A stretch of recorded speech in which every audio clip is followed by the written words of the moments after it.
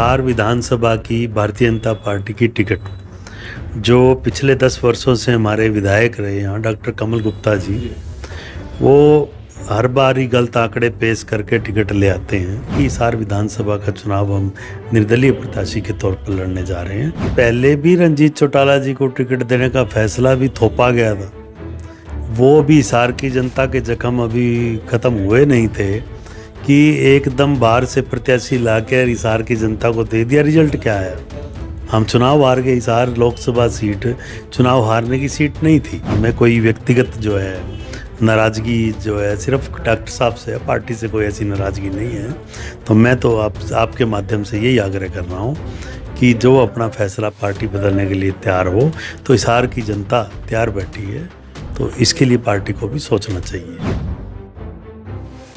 विधानसभा चुनाव को लेकर सभी पार्टियां अपनी अपनी जो कैंडिडेट की टिकटें वितरित कर चुकी है और फिलहाल कांग्रेस की अभी एक लिस्ट आनी बाकी है। और अगर हिसार जिले की बात की जाए तो हिसार जिले के अंदर हमारे साथ इस वक्त गौतम सरदाना जी है, जो हिसार नगर निगम के मेयर भी है, और इन्होंने जो है आज एक बड़ा फैसला लिया गया है। तो इनसे जानना चाहेंगे आखिर वो फैसला क्या है। सर, आपने मीटिंग करके एक फैसला लिया गया है आपने, तो वो फैसला आखिर क्या फैसला लिया गया हिसार की जनता के लिए? आपने क्या फैसला चुना? देखिए, हिसार विधानसभा की भारतीय जनता पार्टी की टिकट जो पिछले 10 वर्षों से हमारे विधायक रहे यहाँ डॉक्टर कमल गुप्ता जी, वो हर बार ही गलत आंकड़े पेश करके टिकट ले आते हैं और कभी उनका 10 सालों में शहरवासी ही बताते हैं और किसी के साथ भी जो व्यवहार कभी मधुर व्यवहार नहीं रहा, ना कभी किसी का मान सम्मान उन्होंने किया। और आज उसी का खमियाजा जो है पार्टी भी भुगत रही है और हिसार की जनता भी भुगत रही है कि एक व्यक्ति को खुश करने के लिए भाई क्या ऐसे आंकड़े हैं उनके पास, क्या ऐसी सिफारिश है उनके पास कि हिसार की जनता की जन भावनाओं की बिल्कुल भी इज्जत नहीं की गई। आज मैं तो क्या, पूरे हिसार की जनता ही कोई भी उनसे खुश नहीं है, कोई भी उनके व्यवहार से खुश नहीं है और कोई भी उनकी कार्यशैली से खुश नहीं है। एक विधायक के जो काम होते हैं उस विधायक की कार्यशैली होनी चाहिए हिसार के समर्पण के प्रति। तो ऐसी कार्यशैली के विरोध में ही जो है कल नगरवासियों ने एक मीटिंग की और जिसमें सभी सामाजिक, धार्मिक, व्यापारिक सभी संगठन आए हुए थे और सभी संगठनों ने एक ही राय से जो है मुझे चुनाव लड़ने का जो आदेश दिया है। और मैं कभी भी जो है जन भावनाओं के विरुद्ध जाकर कोई कार्य नहीं करता और हमेशा जो जन भावनाएं होती हैं और जो जितने ही मैंने चुनाव लड़े हैं आज तक, हमेशा शहर की जनता से पूछ कर ही लड़े हैं।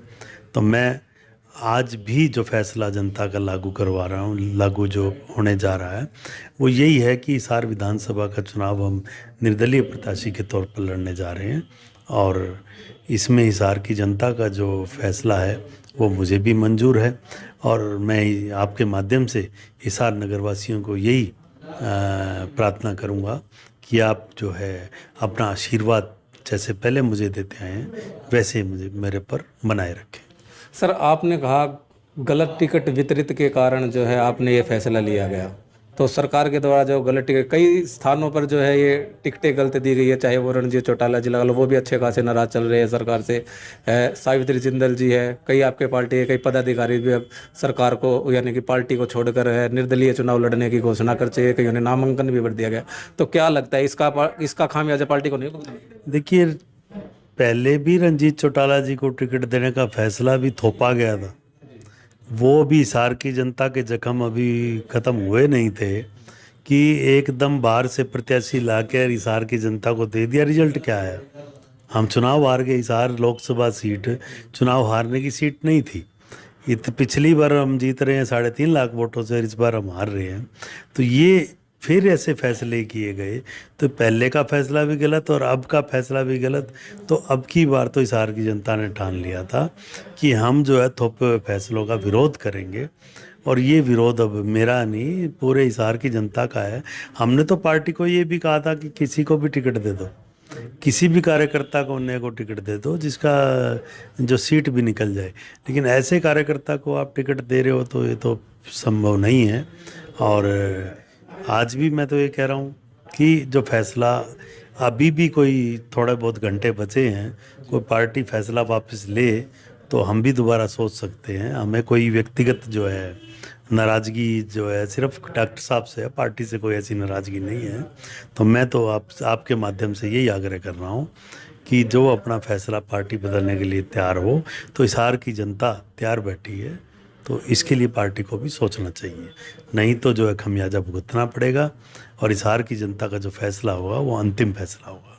तो सर, आप निर्दलीय चुनाव लड़ने जा रहे हैं, कल आपका नामांकन आप भरने जाएंगे, तो क्या लगता है आपको कि अगर हिसार की जनता आपको आशीर्वाद देती है तो क्या इसी पार्टी के साथ जाएंगे या किसी अन्य पार्टी के पर विचार भी कर सकते हैं? देखिए, पहले मैंने कहा आपको, जैसे कल भावनाएं थी उसी के अनुरूप हम कार्य करने जा रहे हैं। उसके बाद चुनाव जीत कर भी ऐसी ही मीटिंग करेंगे, उसी में ही खुला फैसला लेंगे।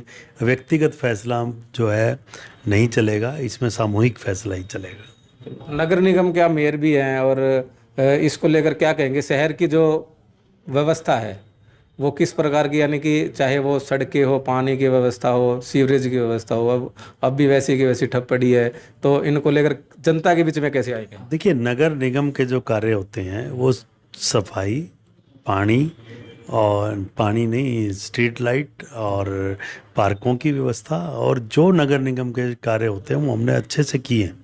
जो नगर निगम की पावर थी, यानी 50 एकड़ ज़मीन में हमने गौशाला भी बनाकर दिखाई, आज तक किसी ने नहीं बनाई। और डेयरी के प्रोजेक्ट के लिए हम ज़मीन बार बार मांग करी, वो भी लेकर आए। और जो मेन पार्कों के लिए योजना बनानी थी वो योजना हमने बनाई, पार्कों के साथ जनता के साथ मिल के बनाई। आज हिसार के पार्क चमक रहे हैं, वो नगर निगम की कार्यशैली के कारण ही चमक रहे हैं। आज घर घर से कूड़ा उठ रहा है, वो पहले नहीं उठता था 5 साल पहले। आज घर घर गाड़ियां जा रही हैं, तो वो एक निगम की कार्यशैली कारण जा रही है।